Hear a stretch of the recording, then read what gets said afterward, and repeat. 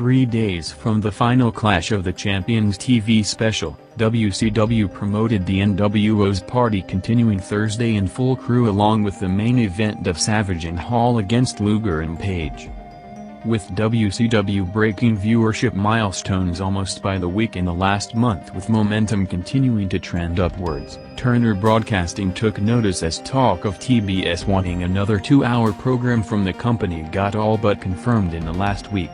Eric Bischoff and company were originally against adding another 2 hours due to the workload and overexposure, but the show, which is rumored to start either in November or January of '98, was specifically requested by the network due to the massive ratings WCW delivers TNT every Monday, along with big additional revenue to the company. The first hint of the new show on TV came during Bischoff's promo on the night, telling Dillon that they're done waiting and want their own show, with the plan being of 2 separate NWO and WCW programs.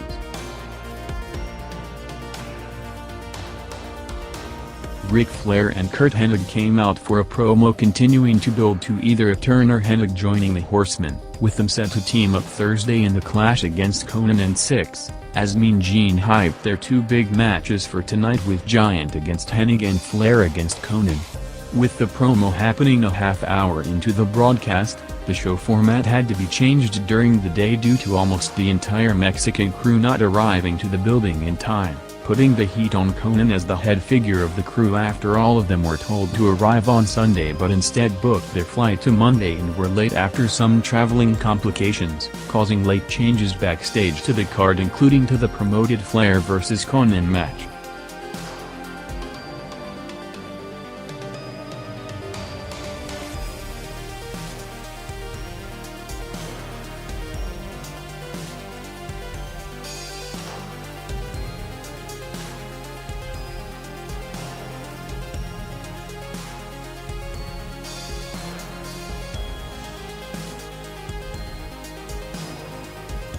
The Outsiders opened the first head-to-head hour with WCW again practically maintaining their entire unopposed audience to start with a 3.9 rating. Scott Hall started saying that it's another sellout crowd in the building and millions across the country glued to their TV watching TNT for one reason, as everybody can't get enough of the NWO.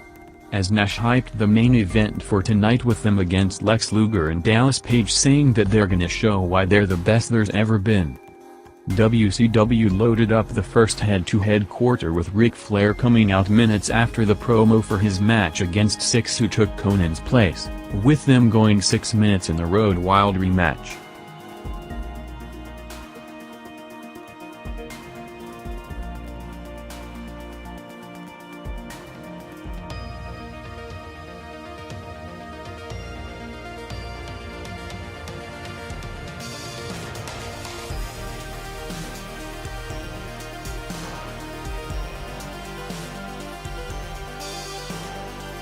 Raw started with Vince McMahon already in the ring introducing Rick Rude as one of the all-time greats for the follow-up promo after his return last week.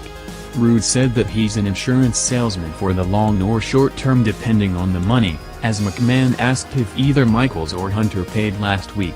Rude didn't reveal by who but said that he got a big sum to get a job done, telling Vince that he might need some protection as he's always there if the premium is paid in full. Similar to the format on WCW's opener, Raw's opening quarter also featured a promo and a match with Owen and Bulldog against the Road Warriors.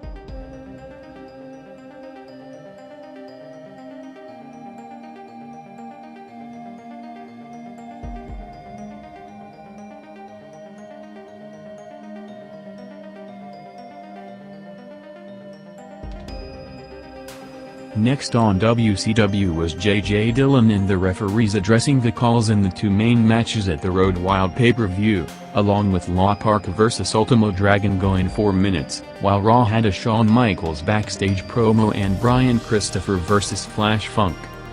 Michaels said that the company is painting him into a corner and trying to get rid of him by putting him against Taker tonight in the main event tag match when they're not supposed to wrestle until Ground Zero. With more inside references happening on both shows with the reality-based product, Triple H later would ask McMahon if he again does the time for Shawn Michaels' crime, referring to him getting pushed down after the curtain call.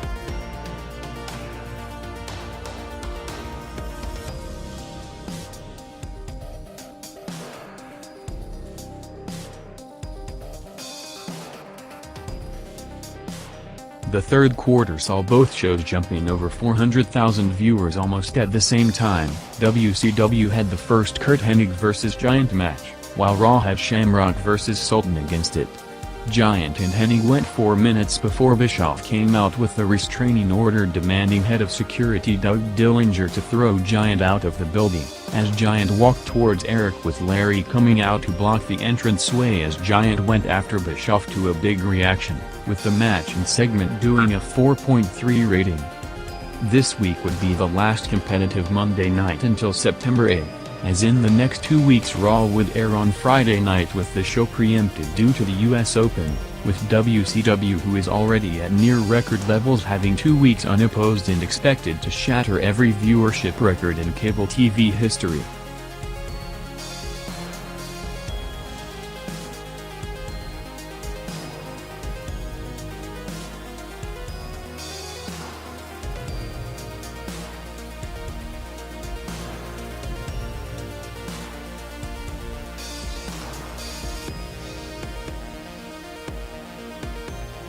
For the third week in a row after drawing big numbers in the previous two, J.J. Dillon was in the ring to call out Sting. Dillon said that he doesn't have a contract for Sting this week but wants to know his position until the Clash in 3 days, telling Sting to finally talk and tell him what he wants, as Sting came through the crowd to a huge reaction with the building full of Sting vs. Hogan signs. Sting still not saying a word, pointing to several signs to make what he want clear as the crowd was buzzing with the anticipation to the Hogan-Sting match getting close to its peak and targeted to be the biggest match of the era. Moments later the Outsiders and Luger and Page were out for the match a few minutes from 10, with Tony telling viewers that they're gonna cross over the top of the hour into an overrun. The combined audience on the night during the head-to-head hour drawing a massive 7.2 rating. The second biggest in history, only behind the second hour on August 4.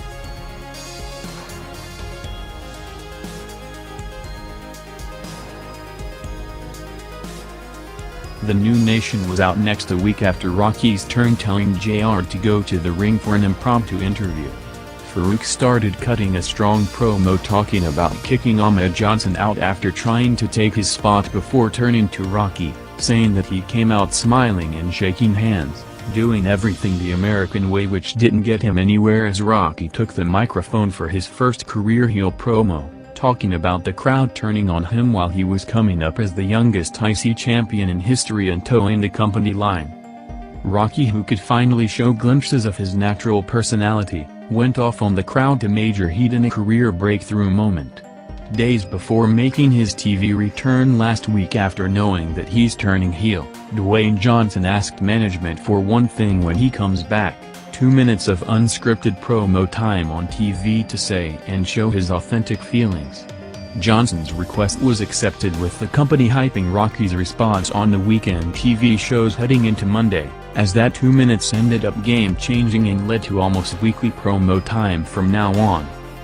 The promo itself wasn't the only good news on the night, as the quarter, which featured the Farouk and Rocky promos along with the Nation DOA Street Fight and Pillman match, jumped over 500,000 viewers to a 3.4 rating, Raw's highest rated opposed segment since May. After giving Raw a major lead in last week and knowing that they will gain a significant amount of viewers during the unopposed second hour, WCW countered Raw's start of the second hour segment this week by going 15 minutes past the top of the hour with a big star power tag match. Hall and Nash vs. Luger and Page went 14 minutes in front of a hot crowd, going against Patriot vs. Vader on USA, ending up with the NWO out and Flair and Giant running in for the save, with the crowd popping huge as the show went off the air with a brawl. WCW's main event tag match more than did its job in the ring and in viewership, as going against it Raw dropped big from a 3.4 to 2.6 rating while WCW picked up huge, gaining over 1.1 million viewers to a near record 5.1 rating.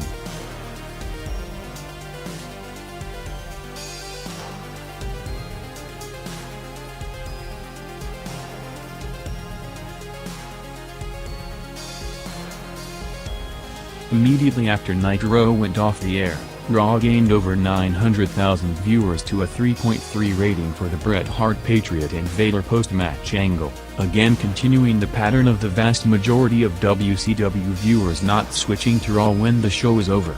Hyping the Hart vs Patriot pay-per-view title match with the Hart Foundation attacking him after winning the match, while also setting up Bret vs Vader for next week's Friday Night Raw in Chicago.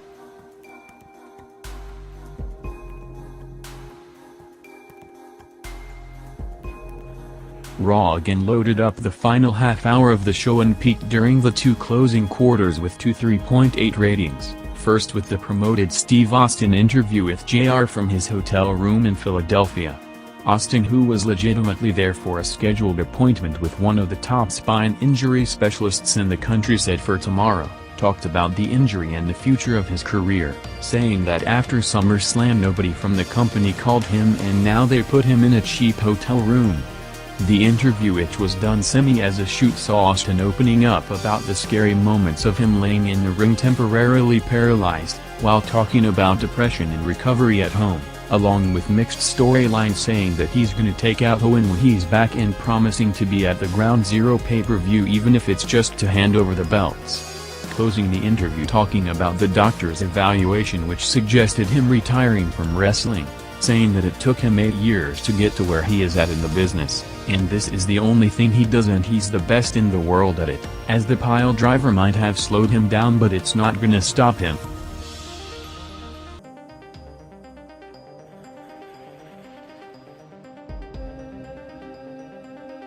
Raw's big main event tag match, promoted throughout the show as the first time both teams will team up in a match, went 14 minutes with Michaels avoiding Taker throughout in the build to their first ever pay-per-view match, ending up with Rick Rude again coming out as Michaels hit Taker with a stiff chair shot to the head, with Taker doing a major blade job to close the show. Raw, which again drew a 3.4 rating during the boosted unopposed second hour, peaked higher this week, with the big difference being the first hour drawing a 2.9 rating, one of its highest opposed hours of the year, with the show overall doing a 3.1 rating heading into the major disadvantage over the next 2 weeks out of its regular Monday night time slot.